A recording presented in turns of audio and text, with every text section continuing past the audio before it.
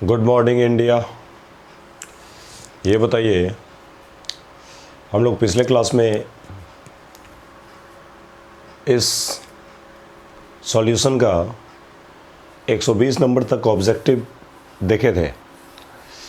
120 से फॉरवर्ड देखने की कोशिश करते हैं। आइए हम लोग चलते हैं क्वेश्चन नंबर 121 121 पे। तो देखते चलिएगा लाइन कौन सा लाइन क्या बोलता है वो थोड़ा देखना है।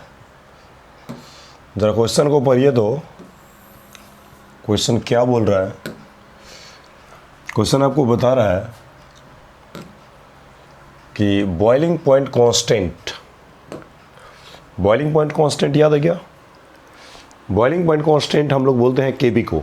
केबी फार्मूला याद होगा ना, डेल्टा टीबी बराबर केबी गुना में क्या होता है एम, और केबी का नाम क्या होता है? बॉइलिंग कांस्टेंट या इवोल्यूस्कोपिक कांस्टेंट या molar elevation in boiling point constant. कई सारे इसके नाम होते हैं। बॉइलिंग कांस्टेंट बोलिए, इवोल्यूस्कोपिक कांस्टेंट बोलिए या molar elevation in boiling point constant बोलिए, बात बराबर ही होते हैं। तीनों इसी का नाम है। खैर देखिए, क्वेश्चन जो बोल रहे हैं मैं उसके अकॉर्डिंग चलना चाहता हूँ। क्वेश्चन आपके बता रहे हैं ना कि बॉइलिंग पॉइंट कांस्टेंट यानी केबी, बॉइलिंग पॉइंट कांस्टेंट का मतलब केबी ऑफ ए सॉल्यूशन किसी शरबत का is equal to boiling point, is equal to boiling point नहीं, यहाँ जो शब्द होना चाहिए ना वो होना चाहिए elevation in boiling point when the molar concentration of dilute solution is। dilute solution यानी पतले शरबत का मोलर कॉन्सेंट्रेशन क्या होगा? देखिए, सबसे पहले मैं आपको बता दूं कि ये जो कोलिगेटिव प्रॉपर्टी आप लागू करते हैं, आप जानते हैं कि कोलिगेटिव प्रॉपर्टी लागू होती है किसके लिए? डाइल्यूट सॉल्यूशन के लिए। तो हमसे क्वेश्चन जो पूछ रहे हैं ना उसके अकॉर्डिंग मैं सॉल्व कर रहा हूँ। बोलता है boiling point constant of a solution is equal to elevation in boiling point. Elevation in boiling point, यहाँ पे एलिवेशन इन होना चाहिए। व्हेन द मोलर कॉन्सेंट्रेशन यानी मोलालिटी क्या होगा of dilute solution, dilute solution का, डाइल्यूट शरबत का मोलालिटी क्या होगा? तो ज़रा देखिए, क्वेश्चन में दिया हुआ है, गिवन दिया हुआ है क्या? गिवन दैट दिया हुआ है बॉइलिंग पॉइंट कांस्टेंट यानी केबी इज इक्वल टू, यह बराबर होता है elevation in boiling point, elevation in boiling point के बराबर यानी डेल्टा टीबी के बराबर, ऐसा होता है। तो आगे बोल रहा है what the molar concentration, molality क्या होगा, यही पूछ रहा है ना। डेल्टा टीबी केबी के बराबर है, तो फार्मूला जानते हैं ना हम लोग, बोलिए। डेल्टा टीबी बराबर क्या होता है? केबी गुना एम, ये होता है ना। और यही मोलालिटी का मान पूछता है। आप ही बताइए केबी किसके बराबर है? डेल्टा टीबी के बराबर है। केबी डेल्टा टीबी के बराबर है, इसका मतलब केबी के जगह पे डेल्टा टीबी रख सकते हैं।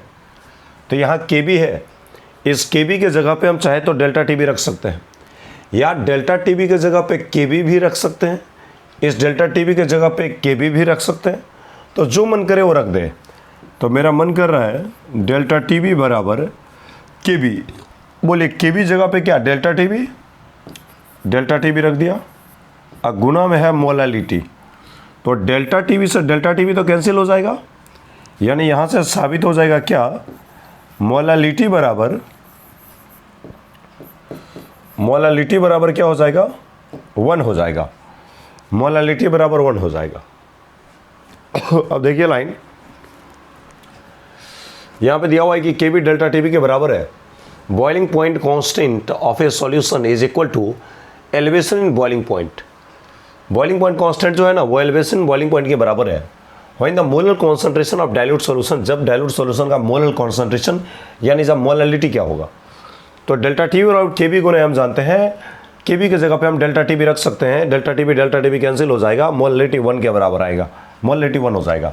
यानी आपका क्या होना चाहिए, यूनिटी होना चाहिए। हो गया लाइन। आगे 121 नंबर क्वेश्चन पे हम लोग चलते हैं। 121 हो गया, 122 पे चलते हैं। देखिए वही क्वेश्चन है, वांट ऑफ फैक्टर यानी आई, जिसके साथ हम बच्चों से खेलते आ रहे हैं। वांट ऑफ फैक्टर का मान मैंने कुछ कंपाउंड का आपको बताया है, उन कंपाउंड का वांट ऑफ फैक्टर का मान आप बिल्कुल नज़र पे रखिए, उसी से आपके सारे क्वेश्चन लग जाते हैं। बोले which of the following aqueous solution should have the highest boiling point. Boiling point highest होना चाहिए। तो आप ही बताइए फार्मूला क्या जानते हैं, डेल्टा टी बी बराबर एबनॉर्मल कोलिगेटिव प्रॉपर्टी में, एबनॉर्मल कोलिगेटिव प्रॉपर्टी के लिए हम लोग जानते हैं आई गुना के बी गुना एम, यही जानते हैं। डेल्टा टी बी बराबर आई गुना के बी गुना एम, ये जानते हैं। यानी डेल्टा टी बी आई के साथ डायरेक्टली प्रोपोर्शनल है, क्योंकि आमने सामने है। डेल्टा टी बी और आई एक दूसरे के आमने सामने है, इस वजह से डेल्टा टी बी का आई के साथ सीधा संबंध है, उल्टा संबंध है। यानी जिसका आई का मान ज़्यादा उसका डेल्टा टी बी ज़्यादा, एलिवेशन बॉइलिंग पॉइंट ज़्यादा, और जब एलिवेशन बॉइलिंग पॉइंट होगा ज़्यादा तो उसका बॉइलिंग पॉइंट अपने आप हो जाएगा ज़्यादा। तो आप ही बताइए आई का मान सबका निकालिए, NaOH है। अभी का क्वेश्चन तो बड़ा आसान है। NaOH में एक सोडियम एक OH, तो एक और एक कितना हो जाएगा, इसका आई का मान हो जाएगा 2। Na2SO4 में आप गौर से देखिए, सोडियम 2 और SO4 एक ही यूनिट है, तो 2 और 1 कितना हो जाएगा 3, तो इसका आई का मान हो जाएगा 3। NH4NO3 में NH4 प्लस एक यूनिट हुआ और NO3 माइनस ये एक यूनिट हुआ, एक और एक कितना हो जाएगा 2, इसका आई का मान हो गया 2। KNO3 में देखिए ये K प्लस हो गया 1 और NO3 माइनस हो गया 1, तो एक और एक कितना हो गया 2 यूनिट हो गया, इसका मतलब इसका आई का मान कितना हो गया 2। तो आप जानते हैं जिसका आई का मान ज़्यादा उसका डेल्टा टी भी ज़्यादा, आई का मान किसका ज़्यादा है, Na2SO4 में, इसलिए इसका बॉइलिंग पॉइंट मैक्सिमम होगा। यानी आंसर आपका क्या होगा, बी होगा। लाइन समझ गए होंगे। ऐसे क्वेश्चन को आराम से आप बना सकते हैं अगर आप want of factor, abnormal colligative property को बढ़िया से समझ के रखे हैं तो। चलिए 123 नंबर क्वेश्चन, 123 नंबर क्वेश्चन पे हम लोग चलते हैं। 123 नंबर क्वेश्चन बता रहा है,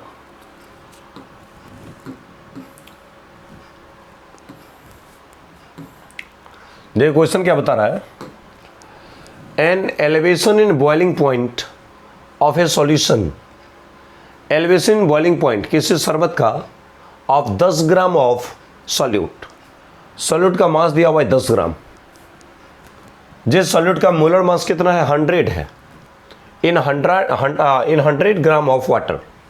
सॉल्वेंट का वजन भी दे रखा है 100 ग्राम, पानी का वजन भी दे रखा है 100 ग्राम। डेल्टा टी भी, इसका एलिवेशन बॉइलिंग पॉइंट जो है ना वो डेल्टा टी भी है।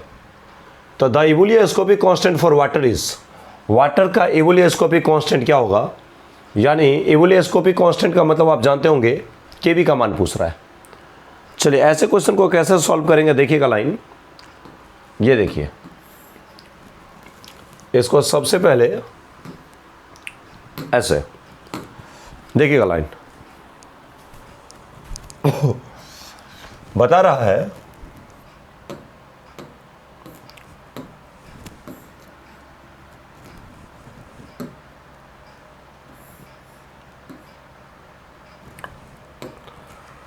An elevation boiling point, elevation boiling point of 10 gram of solute, mass दिया हुआ है, मास ऑफ सॉल्यूट कितना दे रखा है 10 ग्राम, और सॉल्यूट का मोलर मास देखिए तो मोलर मास दिया हुआ है, मोलर मास दिया हुआ है 100 ग्राम पर मोल, मोलर मास का यूनिट होता है ग्राम पर मोल। तो आप बता दीजिए मोल निकालने के लिए क्या जानते हैं, मास और बट्टा में क्या होता है मोलर मास, बोलिए जानते हैं ना, मास और बट्टा क्या होता है मोलर मास, मोल बराबर मास बट्टा मोलर मास, मास चाहिए ग्राम में और मोलर मास का यूनिट होता है ग्राम पर मोल। तो आप रखेंगे 10 ग्राम 10 ग्राम, और बट्टा में रखेंगे मोलर मास 100 ग्राम पर मोल, तो 100 ग्राम बट्टा मोल रखेगा तो नीचे का मोल ऊपर चला जाएगा और ग्राम ग्राम कट जाएगा, तो यहाँ पे आ जाएगा आपका 100, यानी आ जाएगा 0.1 मोल, ये आ जाएगा 0.1 मोल। अब देखिए line, in 100 gram of water, यानी मास ऑफ सॉल्वेंट, पानी का वजन देखिए कितना दिया हुआ है, दिया हुआ है 100 ग्राम। तो बोले सॉल्वेंट का वजन ग्राम में इतना है तो केजी में कितना होगा, तो हम यहाँ पे ग्राम को केजी में बदलने के लिए 1000 से भागा दे देंगे, तो 100 और बट्टा में कितना आ जाएगा, 1000 आ जाएगा, तो आ जाएगा 0.1 केजी, ऐसा आ जाएगा। अब देखिए लाइन आगे बोल रहा है, एबोलियोस्कोपिक कांस्टेंट का मान क्या होगा। आप जानते हैं बच्चों, डेल्टा टीवी बराबर के बी गुना एम। डेल्टा टीवी का मान डेल्टा टीवी ही दिया है, के बी का मान हमें निकालना है, और मोलैलिटी निकालने के लिए आप जानते हैं सॉल्यूट के मोल को ऊपर, तो 0.1 मोल, तो ऊपर में रख देंगे 0.1, और सॉल्वेंट के मास को नीचे केजी में, तो सॉल्वेंट का मास केजी में आपका आ जाएगा 0.1। बोलिए 0.1 और 0.1 कैंसिल हो जाएगा, तो ये कटने के बाद देखिए आपका आ जाएगा डेल्टा टीवी बराबर क्या आ जाएगा, के बी, यानी के बी का मान आ गया डेल्टा टीवी, यानी आपका कौन सा आंसर सही है, 123 नंबर क्वेश्चन सही है। ऐसा निकल जाएगा 123। चलिए आगे चलते हैं 124 नंबर क्वेश्चन पे। 124 नंबर क्वेश्चन देखिए कई बार रिपीट हुए हैं एग्जाम में, बिल्कुल वांट ऑफ फैक्टर। आप एक चीज़ गौर कर रहे होंगे, जितने भी सवाल बन रहे हैं ना, वो सारे के सारे सवाल आप देख लीजिए, एबनॉर्मल कोलिगेटिव प्रॉपर्टी बोर्ड में बहुत पूछे जाते हैं। वांट ऑफ फैक्टर आई, इसके सवाल ना ऑब्जेक्टिव में काफ़ी ज़्यादा आया हुआ है, देख रहे हैं आप, खुद ही देख रहे हैं। Which of the following has maximum depression freezing point, अब दो बार आया, 2019 में भी आया, 13 में भी आया। Maximum depression of freezing point, depression किसका ज़्यादा होगा, तो एबनॉर्मल कोलिगेटिव प्रॉपर्टीज आप जानते हैं, डेल्टा टी एफ बराबर आई गुना के एफ गुना एम। बोले डेल्टा टी एफ का आई के साथ सीधा संबंध है, क्योंकि आमने सामने डेल्टा टी एफ के सामने है आई, तो जिसका आई का मान ज़्यादा उसी का डेल्टा टी एफ ज़्यादा, तो हम यहाँ पे लिख देंगे delta T F directly proportional to I, जिसका आई का मान ज़्यादा उसका डिप्रेशन फ्रीजिंग पॉइंट ज़्यादा। K2SO4 के लिए अगर आप बात कर रहे हैं, तो K2SO4 में 2 पोटेशियम है और 1 सल्फेट है, यानी इसका आई का मान हो गया 2, इस यूरिया का आई का मान हो गया 1, इस ग्लूकोज का आई का मान हो गया 1, और ये सोडियम क्लोराइड में 1 सोडियम है और 1 क्लोरीन है, तो इसका आई का मान हो गया 1 और 1 कितना 2, तो जिसका आई का मान ज़्यादा उसका डेल्टा टी एफ ज़्यादा।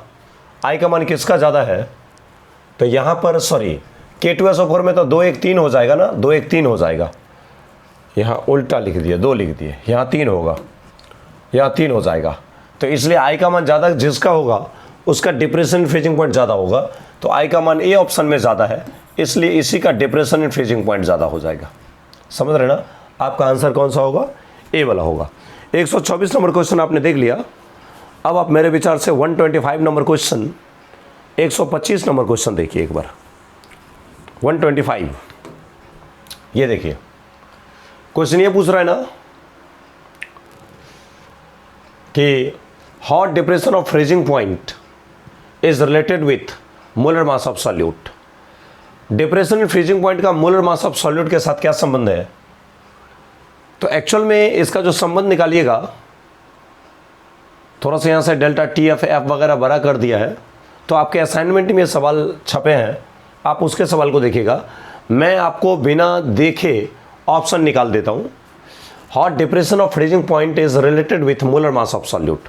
सॉल्यूट के मोलर मास से डिप्रेशन फ्रीजिंग पॉइंट कैसे संबंधित है, तो मेरे लिए ये सवाल एक सब्जेक्टिव क्वेश्चन बन चुका है। इस सब्जेक्टिव क्वेश्चन को देखिए मैं कैसे डिस्कस कर रहा हूँ। इस सवाल को इधर रख दीजिए, अभी यहाँ रहने दीजिए। आगे देखिए, hot depression of freezing point is related with molar mass of solute. Depression freezing point, बताइए आप एक चीज़ तो जानते होंगे अवश्य ही, क्या तो जानते होंगे डेल्टा टी एफ बराबर के एफ गुना एम, जानते हैं। अब डेल्टा टी एफ बराबर हम लिख सकते हैं के एफ गुना इस छोटे वाले एम को क्या बोलेंगे, मोलालिटी बोल सकते हैं, मोलालिटी।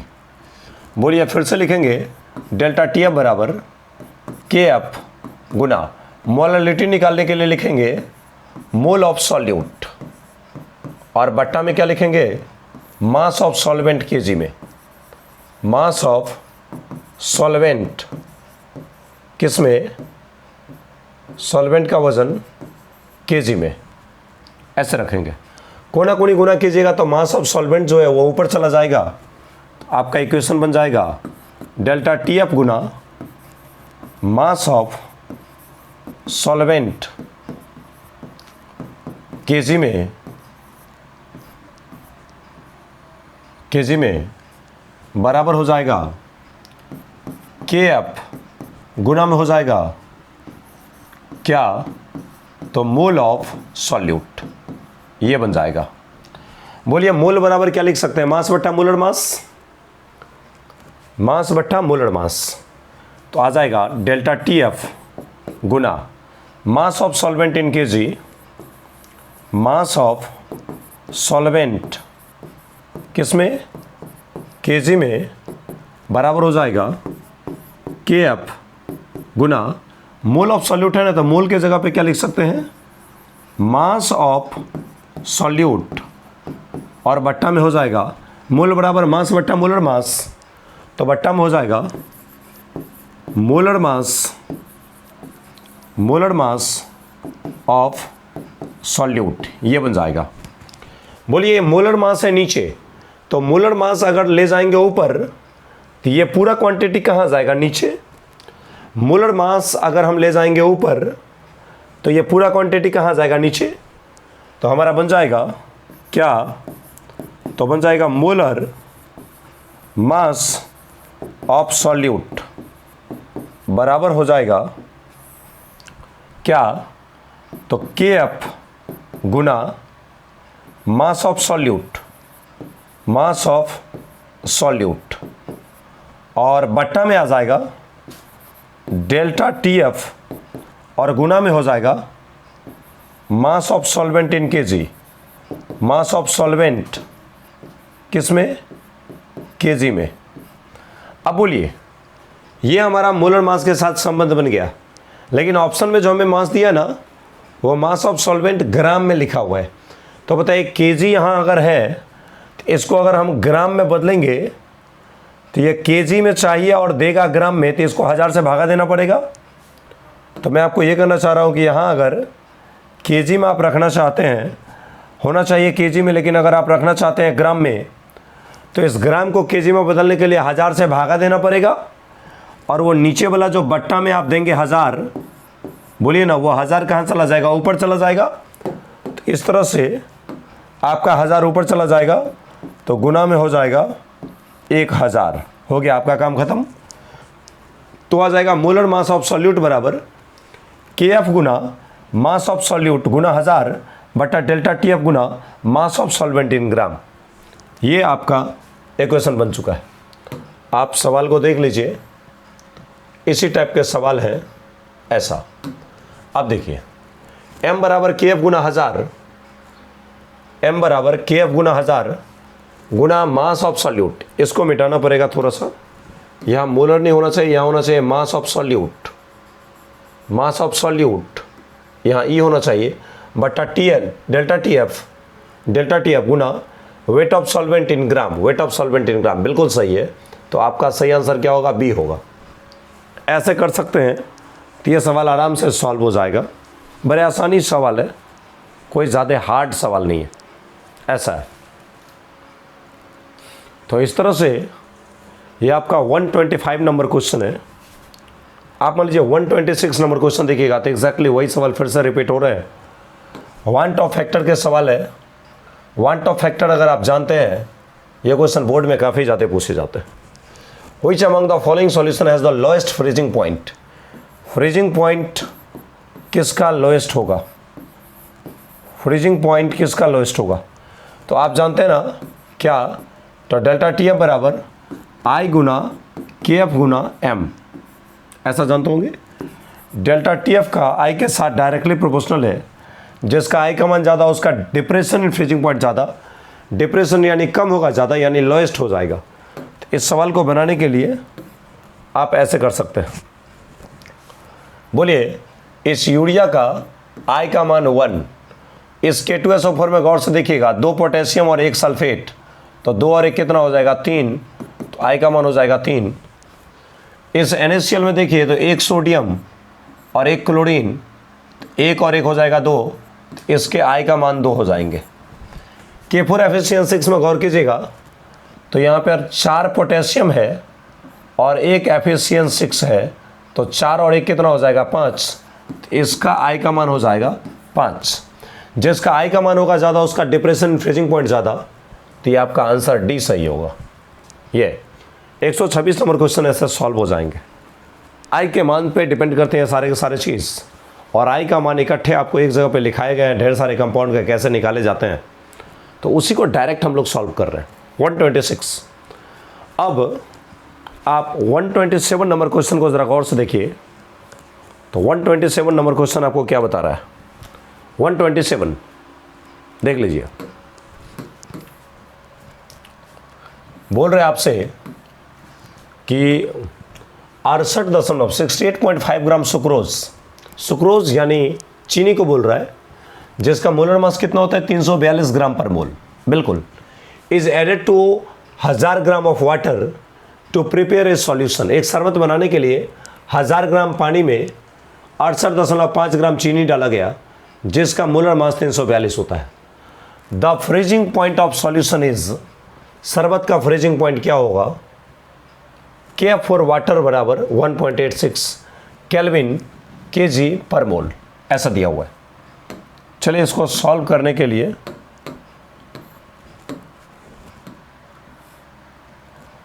इसको थोड़ा सा शॉर्ट किया जाए।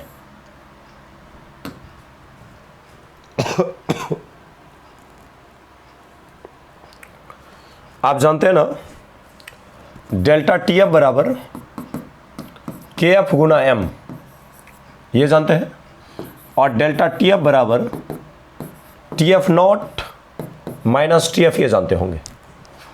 तो आप बताइए एल एच एस अगर बराबर तो आर एच एस भी क्या होगा बराबर, यानी के एफ गुना एम बराबर T F not minus T F को हम लोग लिख सकते हैं। ऐसा कर सकते हैं। तो फिर से मैंने लिखा डेल्टा टी एफ बराबर के एफ गुना लिख लिया एम, डेल्टा टी एफ के जगह पे लिखेंगे T F not minus T F बराबर के एफ गुना हो जाएगा एम। अब देखिए टी एफ नॉट शुद्ध पानी का फ्रीजिंग पॉइंट, आप जानते हैं पानी का फ्रीजिंग पॉइंट कितना 0 डिग्री सेल्सियस, माइनस सॉल्यूशन का फ्रीजिंग पॉइंट आपसे पूछ रहा है, और के एफ का मान आपको दिया हुआ है 1.86, और गुना में है मोलालिटी। तो मोलालिटी निकालेंगे तभी तो टी एफ निकलेगा। चलिए यहाँ पे मोलालिटी निकालने का काम कीजिए। बोलिए मास दिया है, डायरेक्ट मोल निकाल ले क्या? मोल बराबर क्या होता है मास बट्टा मोलर मास।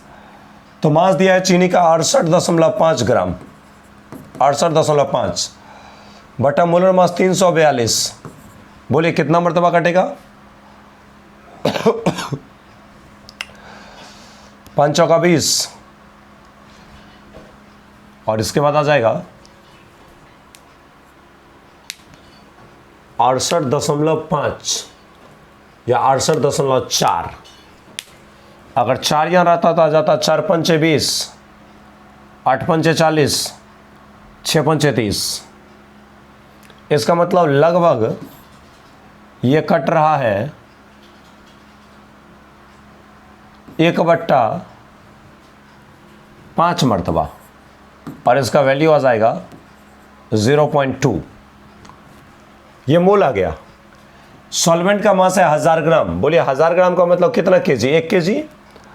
तो मोलालिटी निकालने के लिए आप जानते हैं सॉल्यूट के मोल को ऊपर तो 0.2 रख दिया, सॉल्वेंट के मास को नीचे केजी में, तो केजी में आपने कितना रख दिया 1, क्योंकि 1000 ग्राम का मतलब 1 केजी, तो 0.2/1 यानी आ जाएगा कितना 0.2 आ जाएगा, तो 0.2 लिख दिया। अब इसको सॉल्व कीजिएगा तो 0 - TF यानी ये बन जाएगा TF बराबर 2 छक्का 12, 2 अट्ठे 16, 1 17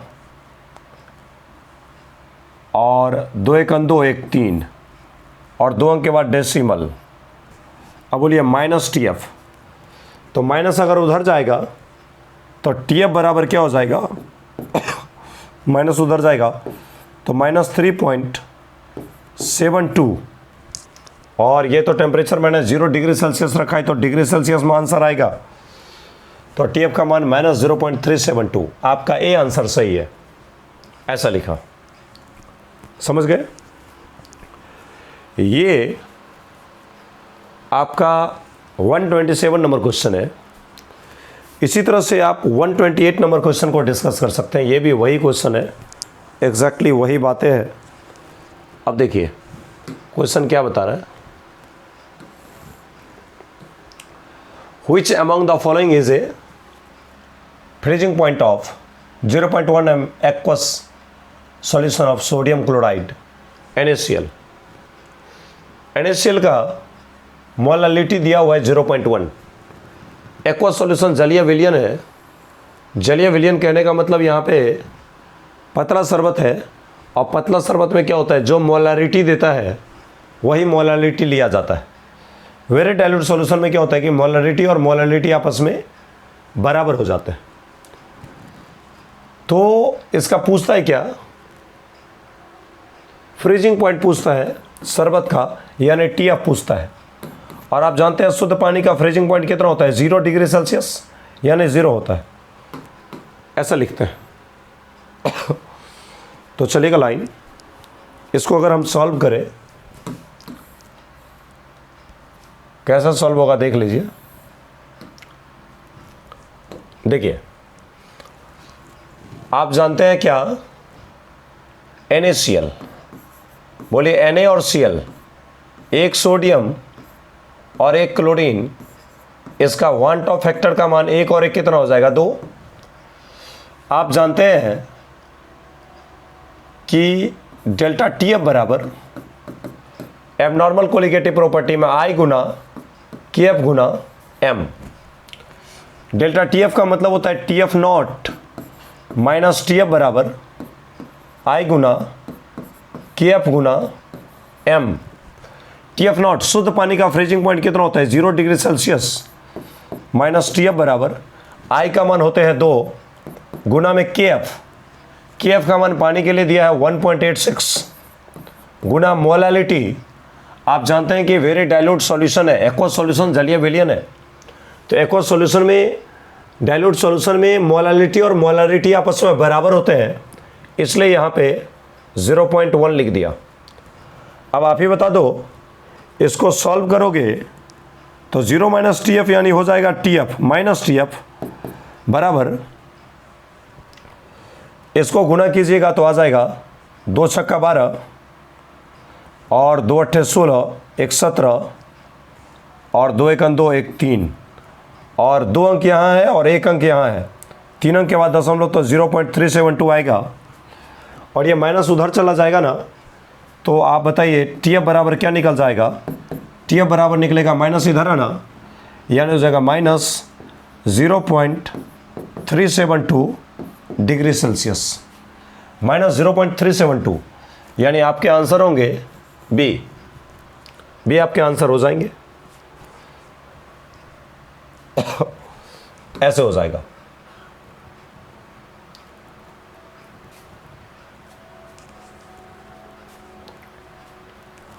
चलेगा, 128 का आंसर आ गया बी।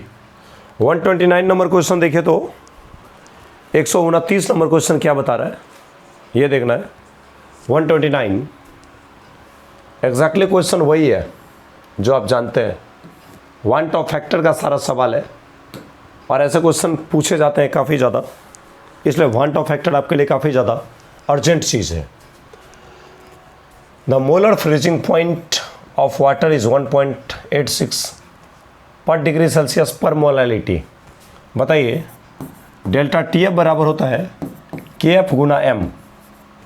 तो अगर के एफ का यूनिट निकालोगे तो मोलालिटी को डायरेक्ट मोलालिटी अगर लिख देगा तो के एफ बराबर क्या हो सकता है, डेल्टा टी एफ, और ये गुना में एम है तो नीचे आ जाएगा, तो के एफ बराबर हो जाएगा डेल्टा टी एफ अब बट्टा छोटका वाला एम। ये बताइए टेम्परेचर है तो डिग्री सेल्सियस और बट्टा में मोलालिटी, डिग्री सेल्सियस अब बट्टा मोलालिटी। बताइए किसका यूनिट है, के एफ का, तो इसका मतलब ये मान जो दिया हुआ है ये के एफ का मान दिया हुआ है। अब देखिए line, hence the freezing point of solution, शरबत का फ्रीजिंग पॉइंट पूछ रहा है, NaCl है। तो क्वेश्चन को थोड़ा सा साइड किया जाए और इसके बाद इसे सॉल्व भी किया जाए। बोलिए NaCl है, NaCl तो आप जानते हैं एक सोडियम एक क्लोरीन, एक एक कितने हो गए, 2, तो इसका वांट ऑफ फैक्टर 2 हो जाएगा। अच्छा मोलालिटी इसका दिया हुआ है 0.1 m, कैपिटल M यहाँ पे लिखा होगा मोलारिटी। तो वेरी डाइल्यूट सॉल्यूशन में मोलारिटी और मोलालिटी आपस में बराबर ही होते हैं।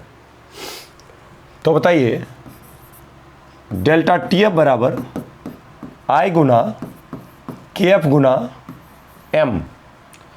डेल्टा टी एफ का मतलब होता है T F not minus T F बराबर I गुना के F Guna M। T F not शुद्ध पानी का freezing point 0 minus T F बराबर I का मान आ जाएगा 2 गुना के एफ का मान आ जाएगा 1.86 गुना मोलालिटी का मान आ जाएगा 0.1 आ जाएगा ऐसा। तो आप ही बताइए इसको सॉल्व करेंगे तो क्या होगा, 0 माइनस टी एफ यानी माइनस टी एफ बन जाएगा। तो माइनस टी एफ बराबर 2 छक्का 12, उसके बाद 2 अट्ठे 16 1 17, 2 1 2 1 3 और 2 और 1 3 अंक के बाद दशमलव, तो आ जाएगा 0.372, माइनस उधर लाइएगा तो आ जाएगा टी एफ बराबर minus 0.372 degree centigrade degree Celsius, minus 0.372, यानी आपका आंसर कौन सा सही है, सी आंसर सही है। ये आपका 129 नंबर क्वेश्चन है। इसके बाद हम लोग चलते हैं 130 नंबर पे। 130 नंबर क्या बोलता है, मोलर डिप्रेशन कांस्टेंट। देखिए आप जो जानते हैं ना डेल्टा टी एफ बराबर के एफ गुना एम, ये जानते हैं।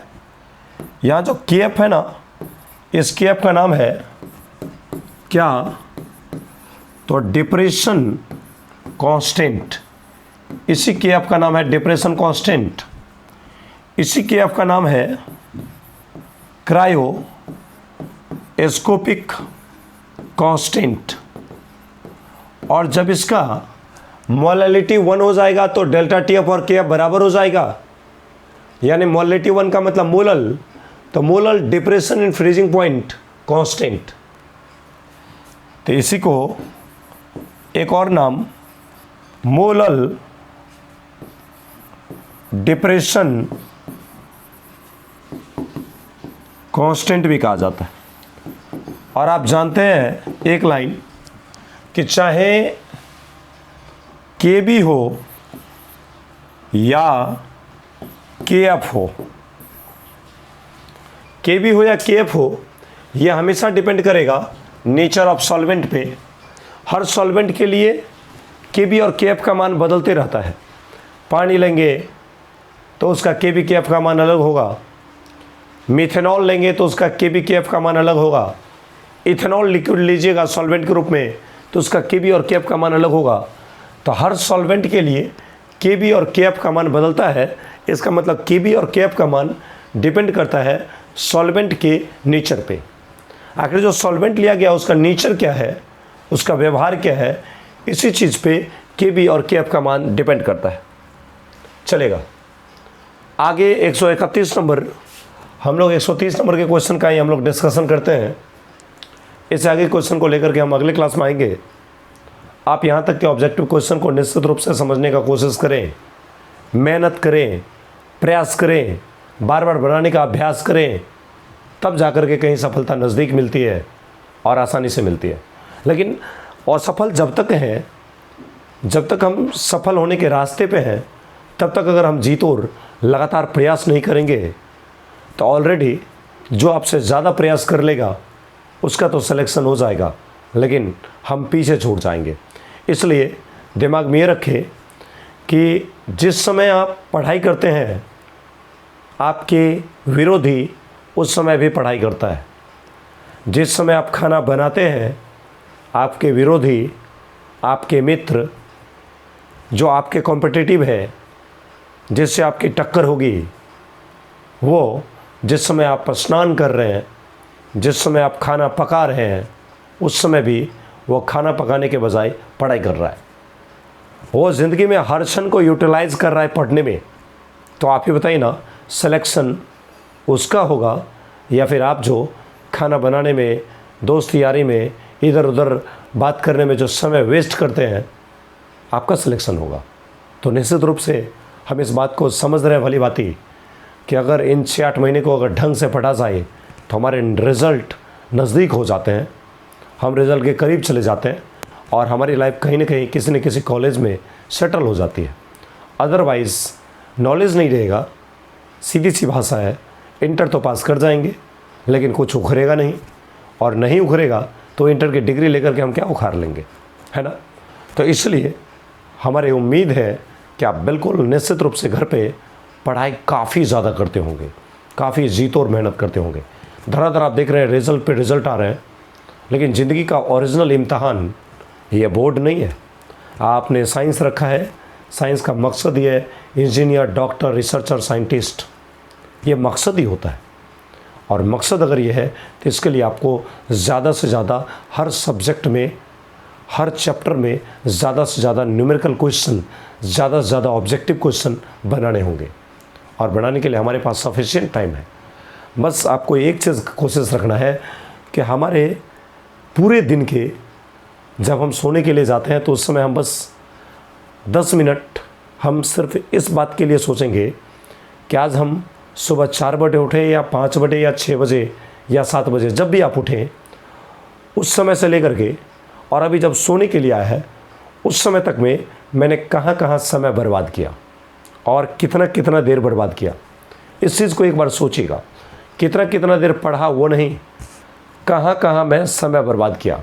सर कोचिंग जा रहे थे तो रास्ते में समय बर्बाद हुआ, आ रहे थे तब भी रास्ते में समय बर्बाद हुआ, खाना पकाने लगे समय बर्बाद हुआ, नहाने लगे समय बर्बाद हुआ, फिर बर्तन साफ़ करने लगे समय बर्बाद हुआ, मार्केट से सामान लाने के लिए गए फिर से समय बर्बाद हुआ, दोस्त यार के चक्कर में बात करने लगे फिर से समय बर्बाद हुआ, आपस में मीटिंग करने लगे, थोथोलॉजी करने लगे, फिर से समय बर्बाद हुआ। तो आप ये नोटिस करेंगे कि जब से मैं सो के उठा और पुनः जब सोने के लिए जा रहा हूँ तो मैंने कितने समय को बर्बाद किया।